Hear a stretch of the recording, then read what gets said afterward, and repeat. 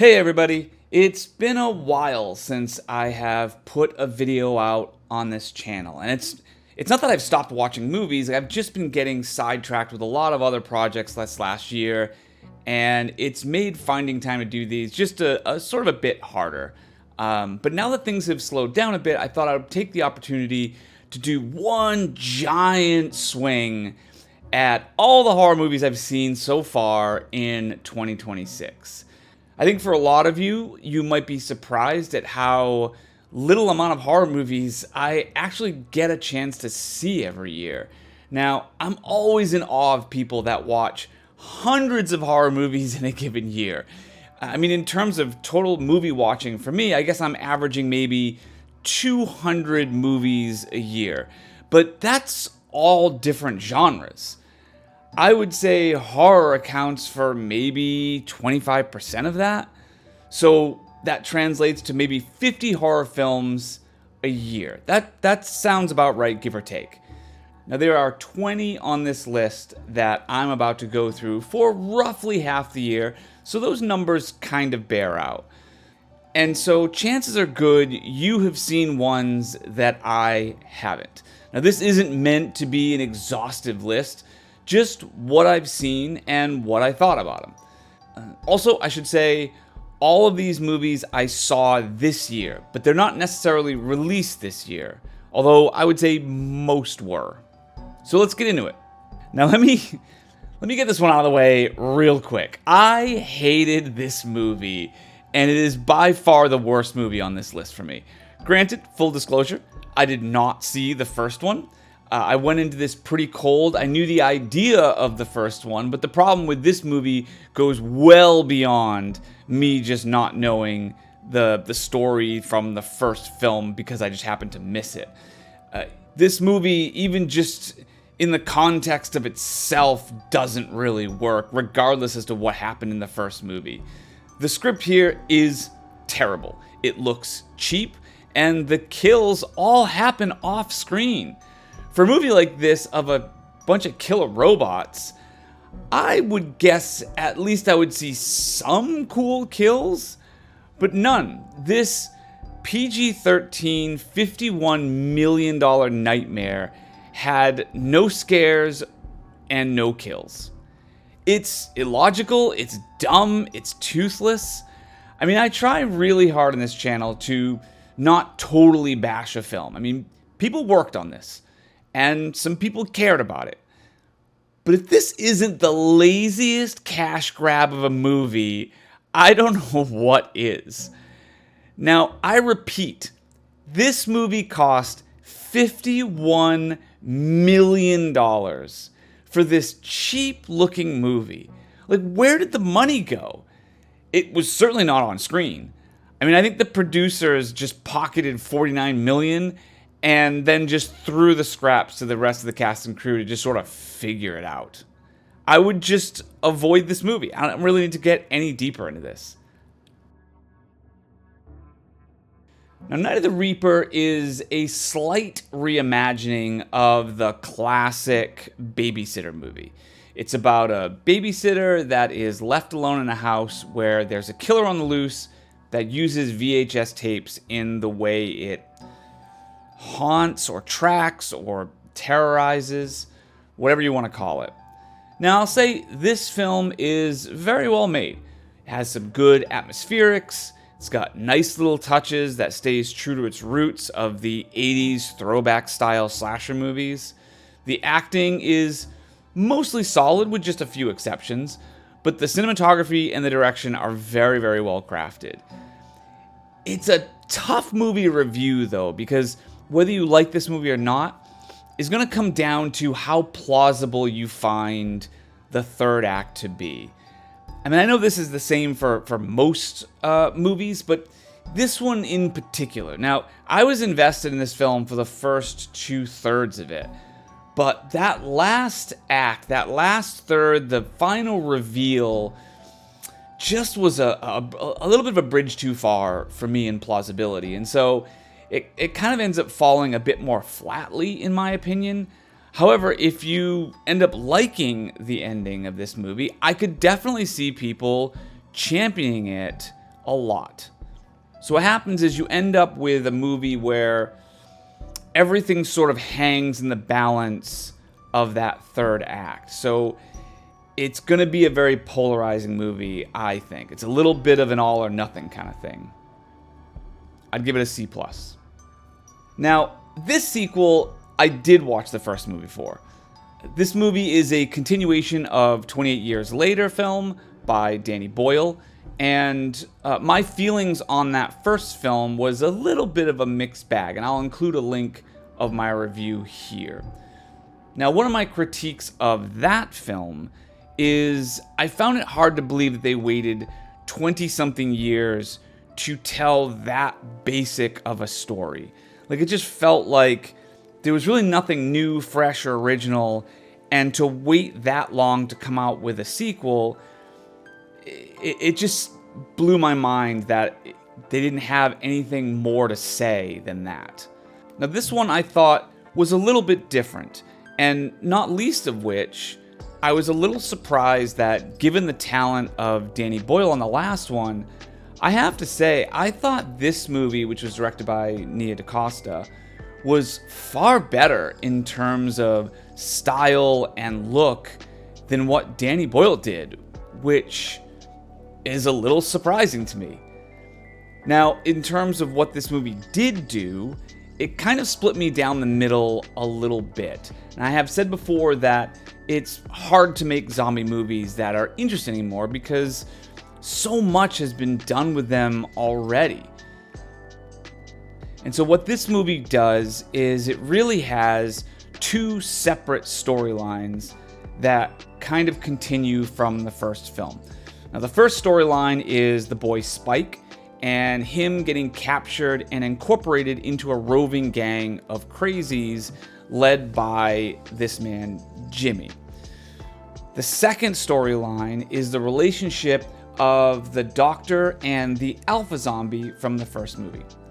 Now, the first storyline with Jimmy and Spike, I just found that to be kind of okay. It sort of follows the adventures of Jimmy and his gang of miscreants, and they just kind of terrorize people throughout the land. Spike, meanwhile, is just simply trying to survive among them. I just found it not particularly an interesting story because in this journey led by Jimmy is just so cartoonishly evil that I think it just robs the scenes with the gang of any real weight. Like, there is an interesting concept here. If Jimmy was an intelligent person who just saw the world differently now, and of what this world does to people and what they have to do to try and survive, and how the bargain they reach for their own humanity gets left behind. But it's largely untapped, as Jimmy is just a sadistic idiot. It's not really taking anything else into consideration. And his gang of essentially children seems to kind of crumble the second Spike joins and there's any sort of question as to what's going on. So it all becomes very loose and uninspired.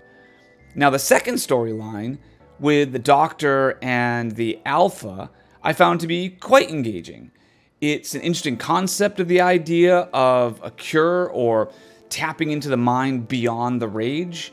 I found it compelling and poignant and fascinating as this relationship blooms between the two of them. Now, granted, this is not that new of a storyline either. I mean, this is done before. I mean, who could forget Bub from Day of the Dead? But I don't need totally different. I would settle for a path less traveled. That's always preferred.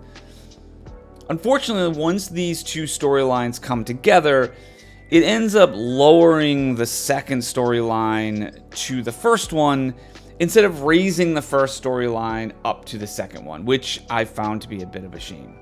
In terms of performances, I thought everyone did a great job, including the lead character of Spike, who's a child, which is always can always be a little bit of a mixed bag, I should say. But I thought he came across really good, as he did in the first movie. So it wasn't really a performance issue. It was more of just, I think, just from a script standpoint and from a direction standpoint, I would have liked to have seen Jimmy to be a smarter character, thereby making the stakes of everything elevated to a higher level. I'd give it a B-. The Mummy is about a young girl that returns to her family after being abducted for 8 years, only for her family to find out that there is something inside her now that is evil. First of all, this movie is named entirely wrong. Now, I have no real attachment to the property of The Mummy. I never saw the Universal Mummy movies, but I've seen the Brendan Fraser and the Tom Cruise ones, which were fine for different reasons. But I have no loyalty to what a mummy movie is supposed to be, or really just its mythology. I don't really know anything about mummies. But about halfway through this movie, I thought, this is the most wrongly named movie possible. Like, it really should have been called Evil Dead: The Mummy, because it's the most Evil Dead movie I have seen in a while. I mean, Lee Cronin directed Evil Dead Rise, so that's not really surprising. But he was not allowed to direct the next one, Evil Dead Burn. And so it just sort of looks like he decided that although the franchise was done with him, he is not done with the franchise, and just decided to just make his own version. And I have to say, I loved it. Even more so than his officially sanctioned Evil Dead Rise. I found this movie to be very inspired by Sam Raimi's style, with split focus, wide angles, extreme close-ups, moving cameras, crazy over-the-top action, body horror elements with a touch of humor. Normally, I think names don't really have a huge effect on the film, but I do think this one just created the wrong expectations. And my theory is that's one of the reasons why people were very turned off by this movie. I think they were going in expecting a very traditional mummy movie, when instead this movie plays itself out more of like just a demon possession story. And for that, there are a number of things that I thought it did really well. I mean, I liked the fact that the story was introduced slowly and that the stakes just continue to rise throughout.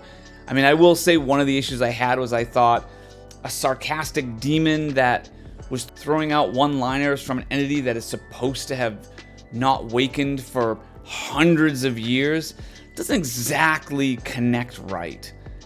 But it does in Evil Dead movie, which is why this plays out way more like a trickster demon or a deadite, like you would find in one of those films, versus what I think is a classic mummy personality, whatever the hell that is. I think that's just walking silently. I don't know.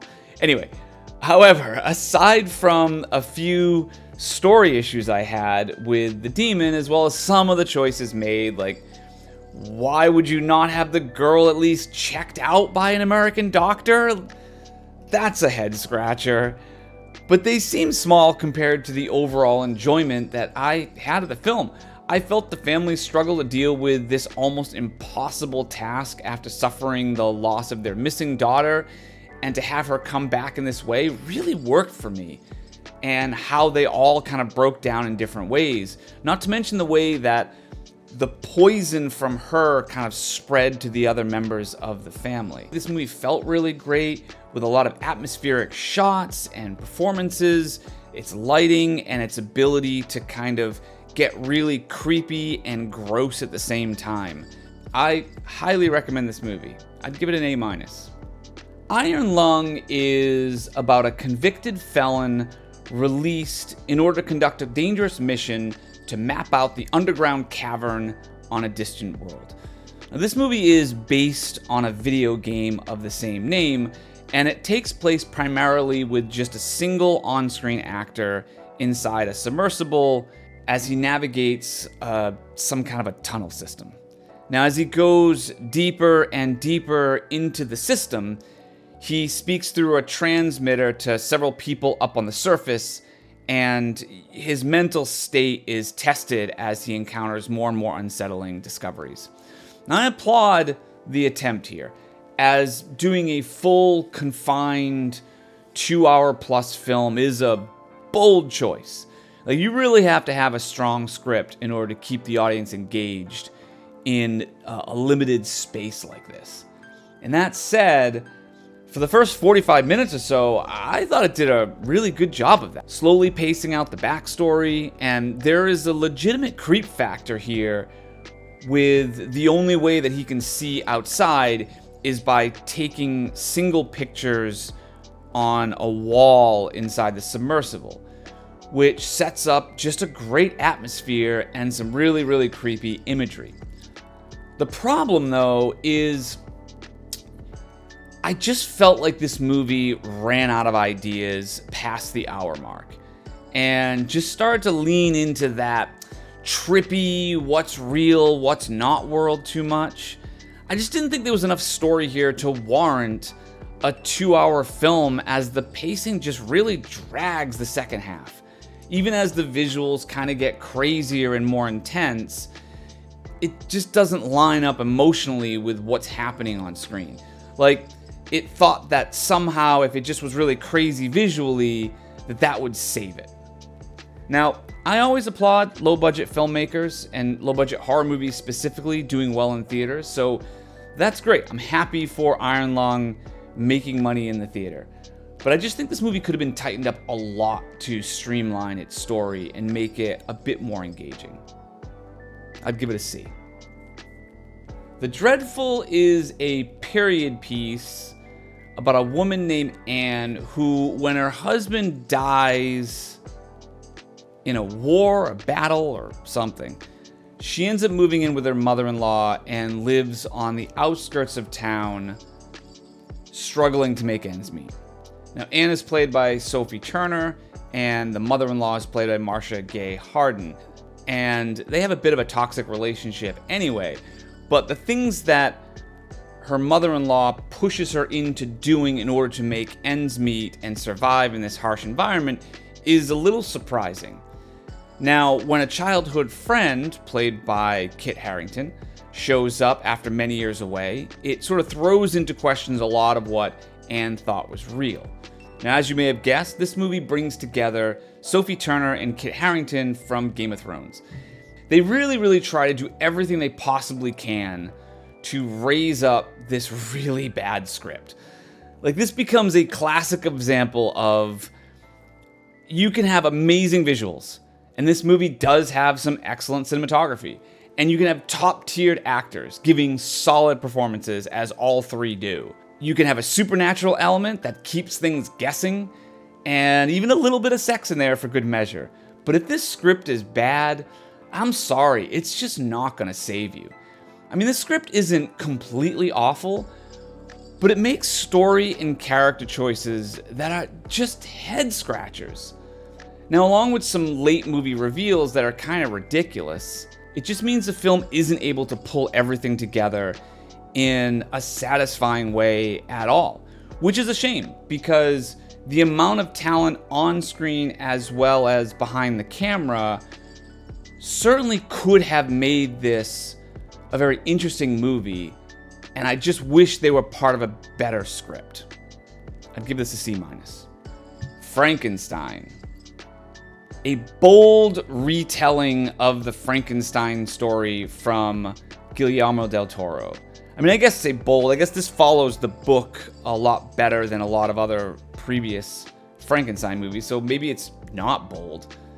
But this movie has all the Del Toro look and feel that you would come to expect from him. Large, gothic style, deep colors, elaborate sets. With an A-list cast, it's the type of production that seems destined to be a classic. And yet, it wasn't. I think ultimately, the way they switch perspectives between Frankenstein and the monster, I think robbed it of a clear story narrative. Now, perhaps that worked in the book, but on screen it just felt a little disjointed. And this didn't help that because of the condensed time, characters seem to make giant leaps in their story arc for sometimes uncooked reasons. And the script makes them say every thought that is going in their head at every moment. So the movie has zero subtext and never really has a chance to breathe. I'd give this a C. A woman in Thailand preys upon a group of influencers that are vacationing in the country. Now, I have to say, out of the gate, what this team did with a tiny budget is very commendable. The movie looks great and has the production value of a much, much larger film.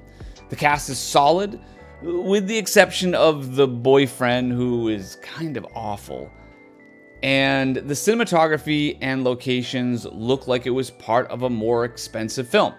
That said, I just didn't love what they chose to focus the story on here. Now, our lead character is in Thailand and comes across a variety of social media influencers that are breezing in and out of the country, town, village, wherever they are, and kind of posting updates and doing these things. And so this woman sort of stalks and preys upon them and then kind of takes over their identity and lives their life.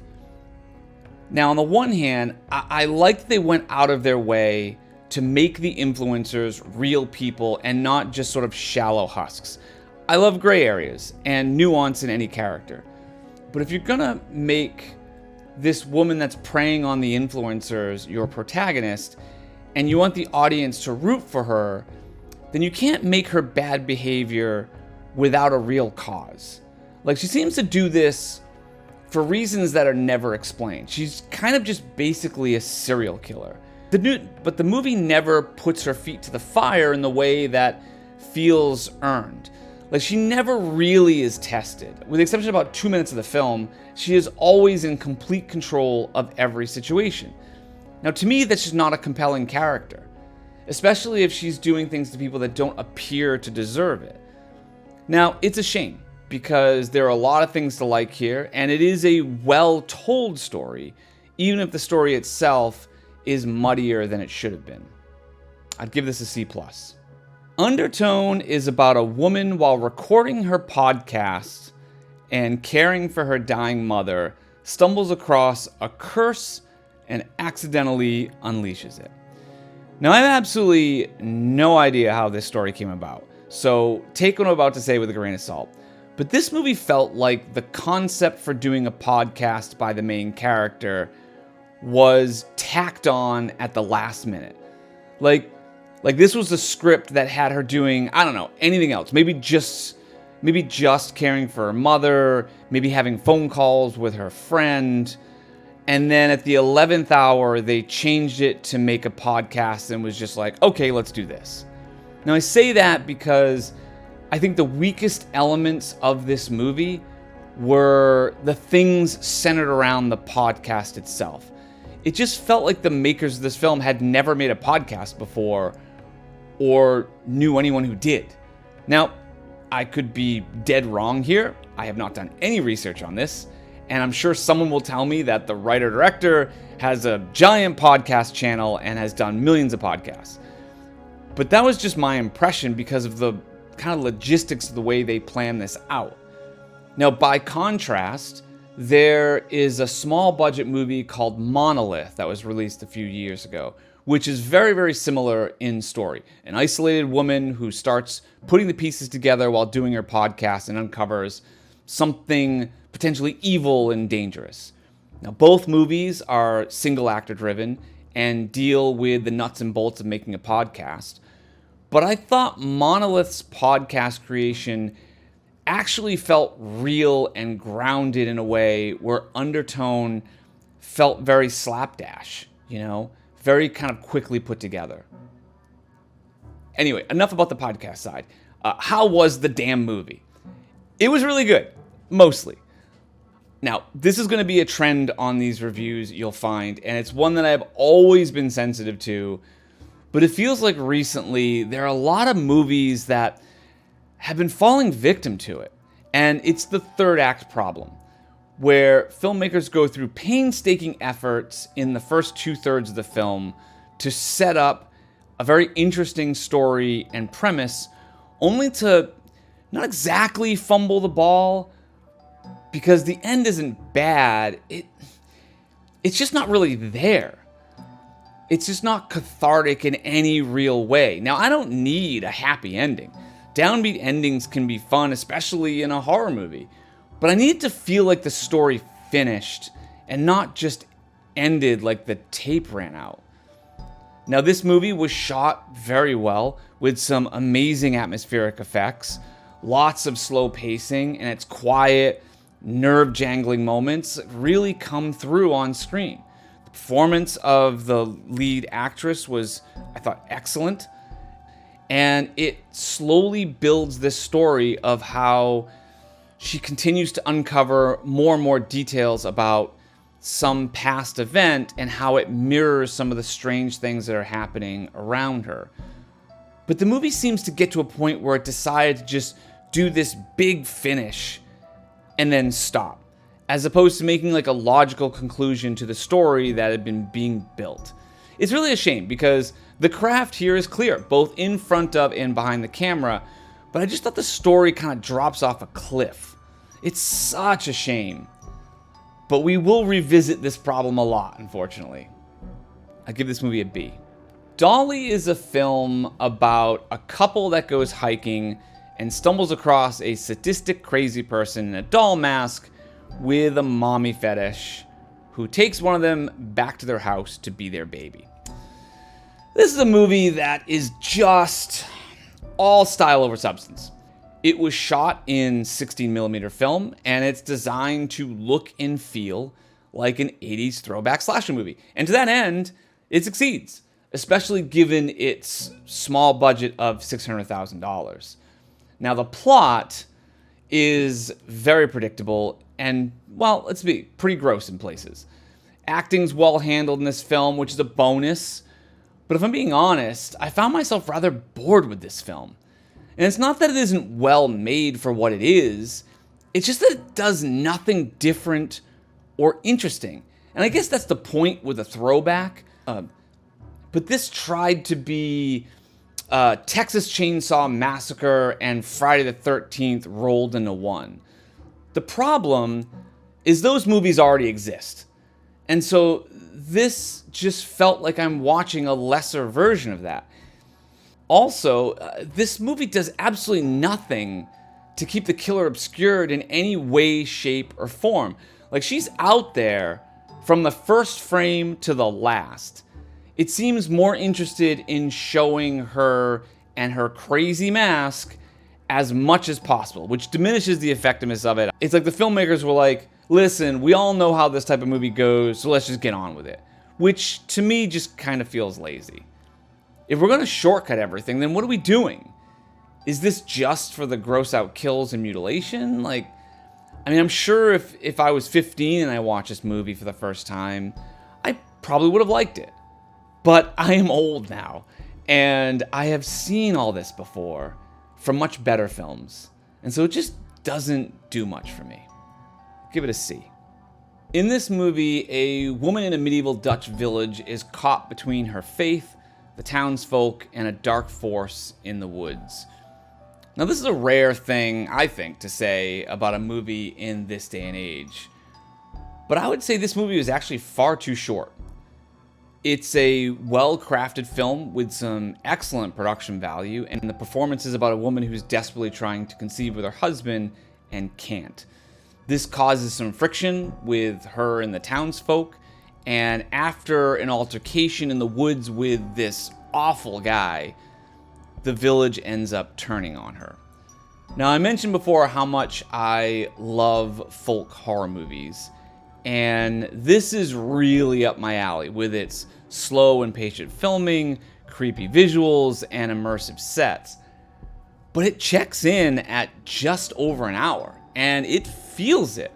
Like, the pacing helps make it feel a bit slower and longer, but it ultimately feels like it jumps through story elements too quickly in order to wrap it up in that time frame. Like, I really would have liked another 30 minutes or so to flesh out the story more and understand more of what's happening.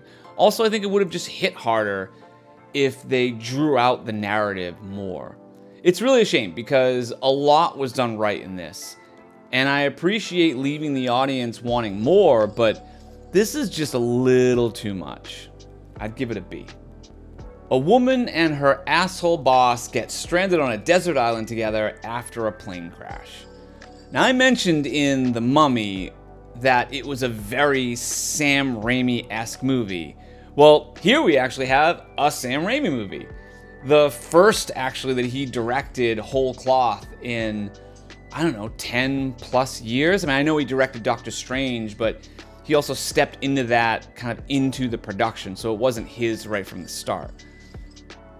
And actually, for being a Sam Raimi movie, it's mostly rather subdued. Like, there are some quintessential Raimi moments, of course, but mostly it plays everything rather straight for him. And I really enjoyed it. I thought the production design was great, the acting was fantastic, and their story was interesting. I like that they took the premise of the trailer where an unappreciated worker and her jerk-off boss gets trapped on an island and the tables turn. But it really goes out of its way to not paint a clear hero-villain dynamic. Like, I appreciated the gray area style of this, where you don't exactly know who to root for as time goes on. That unfortunately leads to the only big issue I had with this movie, as the end doesn't keep that same gray area line all the way through and clearly picks a side where it becomes a total win for one and a loss for the other. I just would have preferred a bit more of a messy conclusion. I'd give this a B+. I would probably classify this movie more as a psychological thriller versus a horror film, but, it did do a few things that make it lean into the horror world to kind of include it here. Now, this is a very simple premise where a young man dealing with the breakup of his relationship gets trapped in an endless loop inside the exit of a subway. Now, this is another movie based on a video game, and like Iron Lung, it really feels like it. Now, as this man goes through each loop, he is tasked with identifying if anything has changed or not in the repeated hallway. If things have changed, he has to go back. If they have not changed, you go forward. Very video game. The movie does change perspective a little bit between several characters that are also trapped in this, I don't know if you want to call it a maze, or I don't know what you want to call it, endless loop, I suppose, but and they come across each other occasionally. And there becomes a relevant theme that emerges from all of them. Now, without getting into what the theme is, I would say I felt like the theme was a little heavy-handed. It was like one of those things where the movie was asking, oh, do you get it now? Do you get it? You do? Well, here's another thing to drive it home, and then another, and then another, and then another.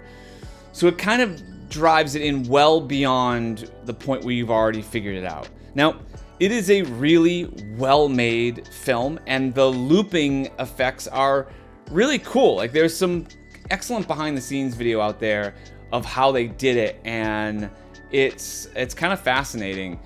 They had built an entire sequence set with the actors and put them on bikes in order to quickly pedal after they leave one to come back to the beginning of the other to be reset and ready for when the loop happens again.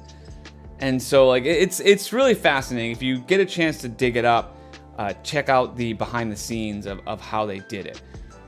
So I would say that this movie is definitely interesting and carries some nice details. I started to get more interested in the larger picture of how this is happening more than why, just because I already knew why it was happening, and then the how became a little bit more interesting to me inside the loop. But suffice to say, I was not particularly happy with the way this sort of ends out and answers my question, but other people just may not care as to how that resolves itself. I'd give this a B. Hokum is a story of a disgruntled writer who takes a vacation into a remote Irish hotel as he's getting ready to wrap up his final book. When one of the hotel workers goes missing, he becomes obsessed with finding out what happened. The first thing I'll say about this movie is I enjoyed all of the aspects of it individually. I thought it was shot and framed really well. The atmosphere is dark and moody when it needs to be, and the characters are different and interesting. Not least of which is the main character played by Adam Scott, who's really a giant asshole in ways that make sense as the movie unfolds. But overall, putting it all together, I just found the movie rather anticlimactic. It's certainly different, I'll give it that, but for a movie with Irish folklore, ghosts, and witches, none of those ultimately had much to do with anything. Like, it opens up this chest of really awesome tools, but then doesn't really use any of them. You could almost have removed all of those elements I mentioned, and the story would have worked out in almost the exact same way. And that is a disappointment. It almost felt like they didn't really feel like they had a solid enough story on its own, and so then they just kind of threw in a bunch of spooky elements to distract and stretch it out. Now, I should mention that this director is the same director who filmed Oddity, and I really thought this was a much better film and a big step up from that. I just wish he would have incorporated all of the elements and aspects of this film into the actual story instead of making them on the periphery. I'd give it a B. This is another shining example of you can have all of the greatest elements possible, a great director, a solid cast, production design that fits the movie really well, but man, if that script doesn't work or is lacking, you just can't paper over it in order to get away with it. And that is the problem with Passenger. Like, Passenger is about a couple that decides to sell everything in their Brooklyn apartment and live in a van and be a nomad for a while. When they come across an accident scene, something attaches itself to them and then haunts them no matter where they go. Now, this is a great premise, and the fact that it takes place in a traveling van/home is something I haven't really run into a bunch and felt different to me. The director is a seasoned pro, and the cast dial in some good performances as the couple living their lives in a tight space all of a sudden. But this script, man, whoo! It really felt like they had a rough idea about what they were gonna do, and then just started filming and decided to wing it. The logic of the entity itself, the quote-unquote passenger, just doesn't make a lot of sense. And when the couple come across another nomad network, they seem to know a ton about this passenger, but for whatever reason are just contractually obligated to refuse helping them at least 3 times before then actually helping them.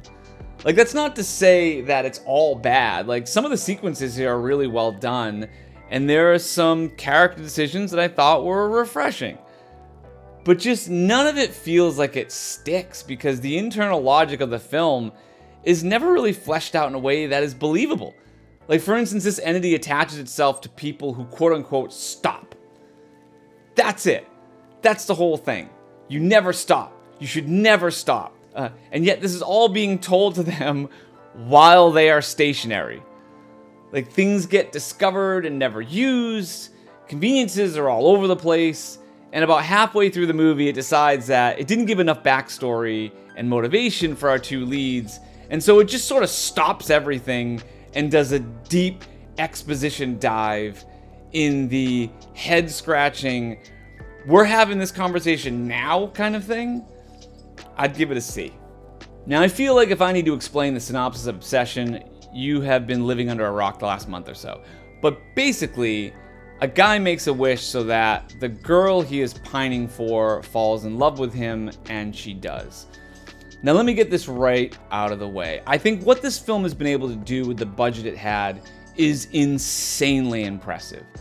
I give so much praise to Curry Barker for this accomplishment because this movie has broken through into the zeitgeist that only happens a couple times every few years. I liken this a little bit to the Megan movie and the cultural moment that it had a few years ago, where even non-horror people felt compelled to go see it. So congrats on that. Now I know that is a wind up to a rug pull, but I loved everything it did behind the camera technically. I loved its use of shadows, its lighting, silhouettes. I loved its slower pacing and patient camera work. I loved the slow push-ins and letting scenes play out, the playing walking scenes in reverse, etc., etc. Just everything behind the camera, I thought, really captured an atmosphere and a feeling that works incredibly well for this genre movie.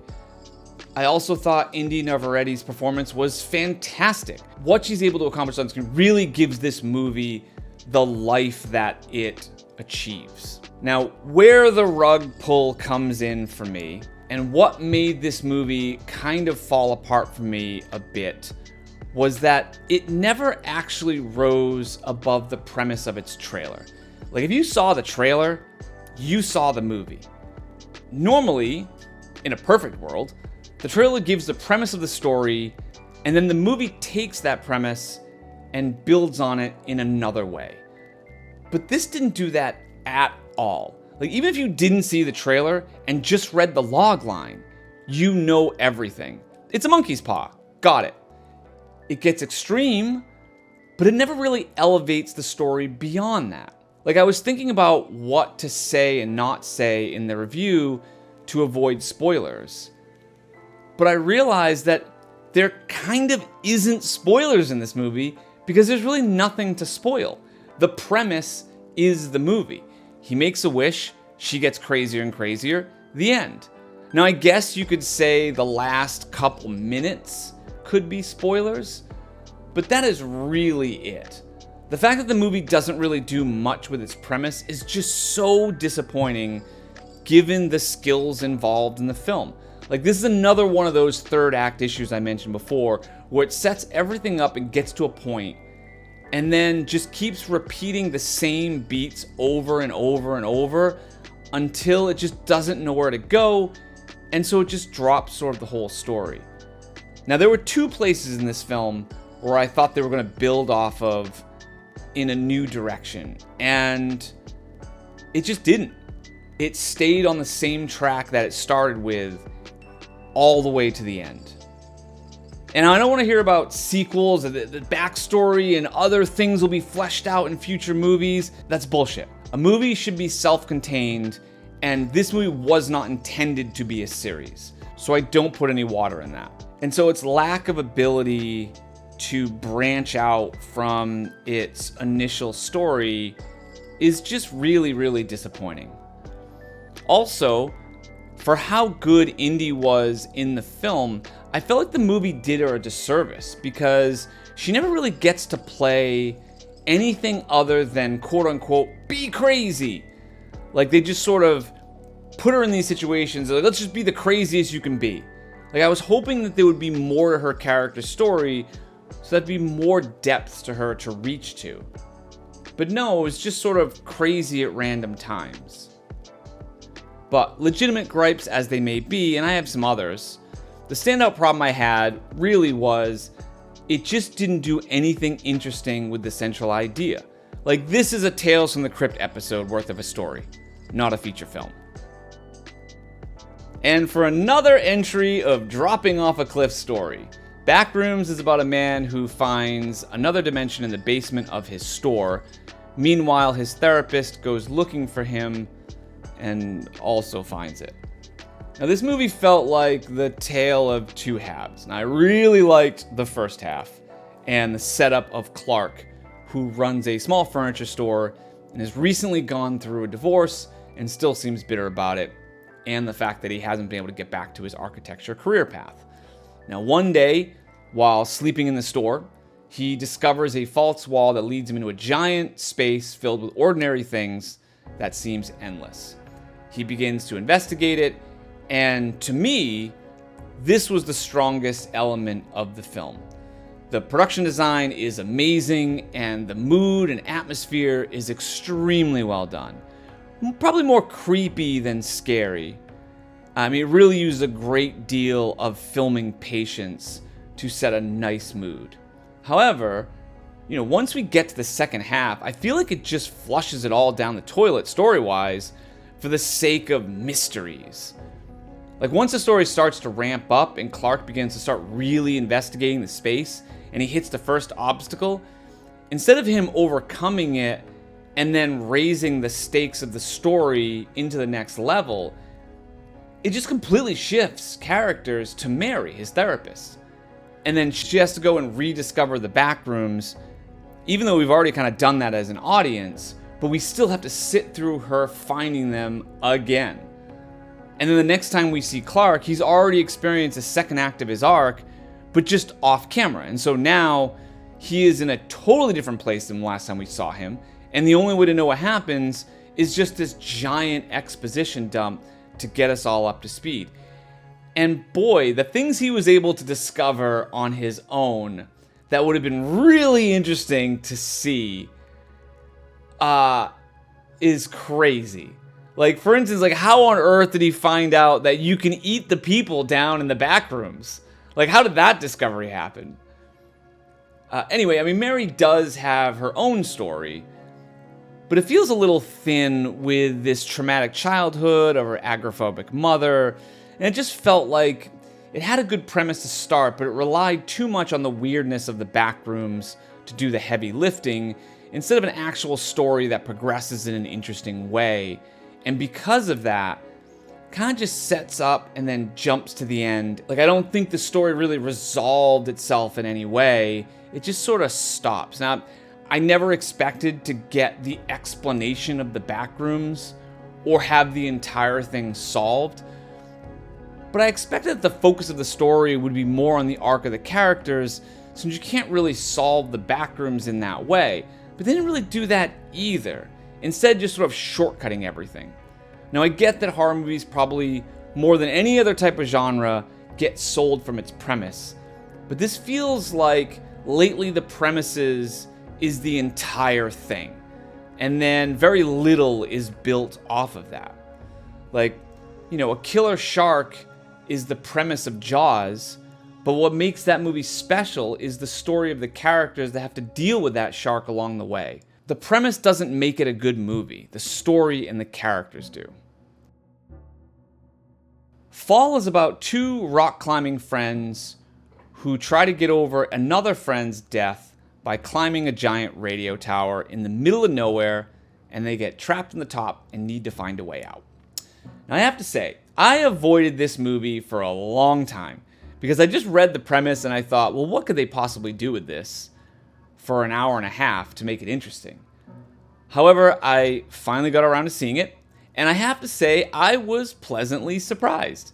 Now, it's not great, but it did do a few things that I was caught off guard on, and I thought they did a great job on really making me feel the height and danger of what they were doing.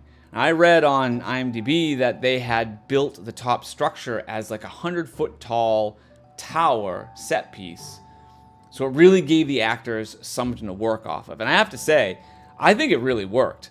Like, the sense of height and danger came across really nicely.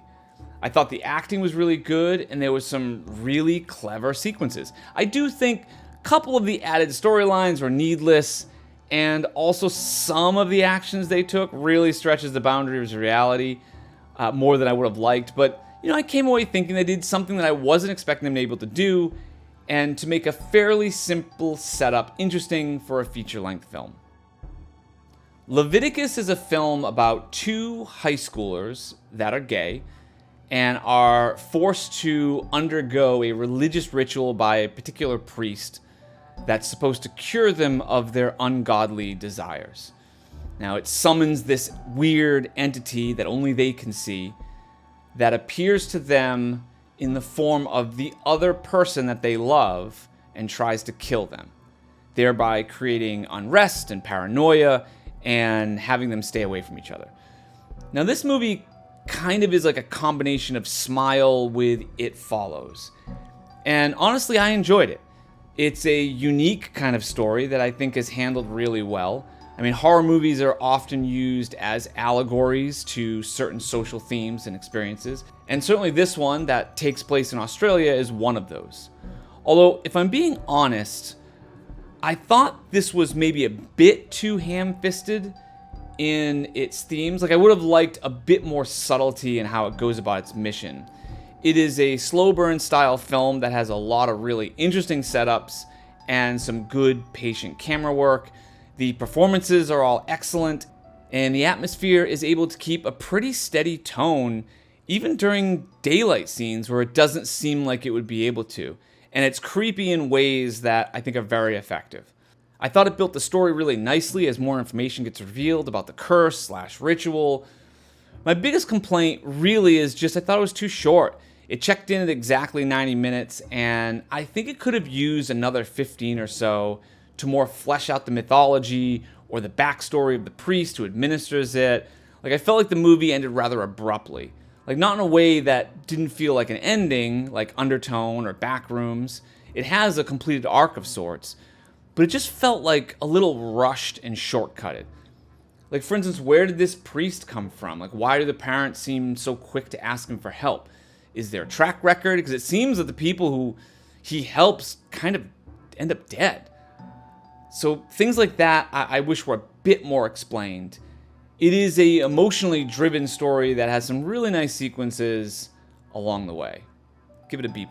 I had to have a little bit of a come to Jesus moment on this film, and really the franchise as a whole. Now, I may have mentioned in the past, but I'm a huge Evil Dead fan in terms of the original trilogies. Now, I've watched these movies so much over the years that I know them by heart. Now, I remember seeing Army of Darkness in the theaters 6 times when it came out. It has to be one of the strangest movie trilogies that is out there, where each movie is distinctly different in tone. The 3 movies that have come out since then are much similar in a more consistent tone, skewing more towards the first movie and really leaning into the gore aspect. But despite a more consistent and bloody turn, I've been kind of lukewarm on all 3. The Evil Dead remake, I barely remember. Evil Dead Rise had a pretty solid second half where shit just kind of go crazy. And now Evil Dead Burn, which may be one of the meanest, pessimistic, more sadistic entries in the franchise. Like, everything here is just so sad and gray and depressing. It's just a relentless slog of gross out scenes, Final Destination-like setups, and characters that I couldn't give a fuck about. Like, pair that with, at this point, the Necronomicon has just become boiled down to apparently 4 words. You say these 4 words, and it's a coming. Anyway, the come to Jesus moment is, I realize that everything in this new trilogy has been produced by Sam Raimi, Rob Tappert, and Bruce Campbell, the original 3 from the original trilogy. So this isn't a situation where a studio buys the rights and then does a whole thing without the original's consent or input. They're heavily involved in the making of these movies. And I think in all the cases, Raimi handpicked the director. So I can't do like the fanboy thing of like, well, this isn't Evil Dead. No, this is Evil Dead. They made it up. They get to decide what to do with it. And if this is the direction that they wanted, it's just not the direction that I like. And so I guess that's just tough for me. Now, I will say Ash vs. Evil Dead was a ton of fun to watch, and I did really enjoy that series, but we're talking movies here. Now, this movie, I just think it is just not a good movie. Great special effects, no doubt. Some well-executed shot sequences and great special effects. But a total movie? No. It basically feels like a proof of concept video for a special effects reel. Like just the thinnest rope of a story to hang blood and gore on. Now, just to talk a little bit about the story, they kind of zip through the briefest of scenes in the beginning where a guy on the famous tape recorder is talking about how there is this mystical dagger that he's hidden in his home, and this guy's grandson who's listening to this and is doing a book about his grandfather, so he's doing research on all this stuff, drops his pen and then immediately finds the bag of daggers behind a wooden slat in the wall. Now, the recorder tells him that the dead will not stop looking for these daggers, and once they're revealed or taken out or whatever, they will not stop until they get them. Now, apparently what this guy meant by quote-unquote taken out is basically just means a bag removed from behind a wooden slat wall. So I guess the dead just can't sense anything behind a wooden wall. Like, they can sense things from miles and miles, but if it's behind a wooden wall, nope, they're out. They can't tell that. But now that they're out, now that the grandson has pulled them out, well, the deadite from the lake at the end of Evil Dead Rise comes out and makes its way towards him. I guess that wooden slat was basically like this movie's version of lead for Superman. Because presumably he's been studying his grandfather's work for months, maybe even years, and it only starts the ball rolling now when he pulls it from behind the wall. But the point is, the dead now must take possession of the dagger or destroy it or whatever. And so they find the guy's brother, kills him, and infiltrates the family as they come together in order to go and get that dagger. Now that sets up the main story of the family end up barricading themselves inside of their home from the deadites and trying to figure out what to do. Now it doesn't really matter though, because the movie doesn't really care about any of that. It just wants its setups and payoffs of the kills and gore. If you stop and think of any of the actions and motivations for anything that happens in this movie, you will get a headache trying to make sense of it. Like, why is everything they do so performative? Why don't they just break through a window and get the people when none of them are barricaded? Like, if the goal is to get the daggers, then why are they playing all these games and possessing different people and trying to make deals? Like, possess one person, get inside the house, go look for the dagger. It's simple. But that's not shocking enough. And they try and wrap the whole thing up in a blanket of spousal abuse and to try to give it some weight, but it's so slipshod, it's just laughable. Anyway, I could go on and on and on about individual things that are stupid or made no sense in the film, but really, I just found, despite the tons of gore and special effects, this movie is just not entertaining. I didn't even enjoy how this movie was filmed, like with a ton of super close-ups and a quick editing style that kind of makes it dizzying in a way. Now listen, I love gore and clever special effects, but it's not going to be the thing that is going to determine if a movie is good for me. A good movie with no gore is still a good movie, and a bad movie with tons of gore is still a bad movie. Gore or kills are just spices that add to the pot to flavor the film, but it can't just be the only thing. Well, that's it. That is all the horror movies that I have watched so far in 2026. Now, I went through each pretty quickly, but if you want a more in-depth analysis on any of these movies where I kind of go point by point and talk about the different assets of the movie, like, let me know in the comments below and I'm happy to do it. Also, let me know what you think about these movies and any recommendations that you have seen this year. As always, thanks for watching.